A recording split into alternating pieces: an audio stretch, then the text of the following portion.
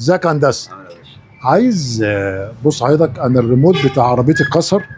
انا يا باشا. فعايز ريموت زي ده كده. انا يا باشا موجود.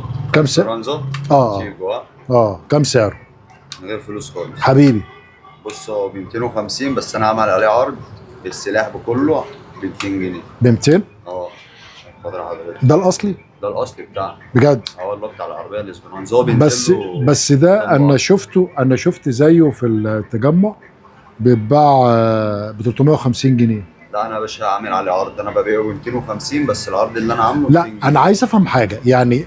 هو نفس الجوده. نفس الجوده نفس الجوده وبيتباع ب ونفس 350. الخامه وكل حاجه. عندك ب 200؟ عندي انا ب 200 عامل عليه عرض. طب عايز واحد. انا يعني عايز واحد، هاتهولي بعد اذنك. انت كده هيبقى نفس المفتاح بالظبط، ها؟ نفس كل حاجه. خلاص الله يكرمك. حتى لو فاصل تكويد ولا حاجه ممكن اخش اكوده لك واشغل لك الموت من اول وجديد. خلاص الله يكرمك. كل ده بال 200 جنيه، ها؟ كل ده ب 200 جنيه يا باشا. آه، الراجل ده مكانه في مدينة السلام عند الشارع الجديد. الشارع الجديد. عشان احنا دايما بنروح الرحاب ونروح التجمع ونروح الاماكن اللي بتبيع اسعار غالية جدا.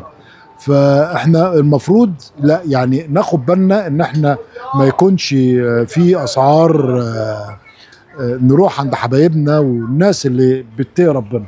اتفضل حضرتك ال 200 خلاص جنيه يا باشا. لا الله يكرمك، خلاص. الله يكرمك، الله يكرمك. متشكرين اتفضل. متشكرين. حبيبي يا باشا. شكرا شكرا. بس كده، اشكركم والى اللقاء.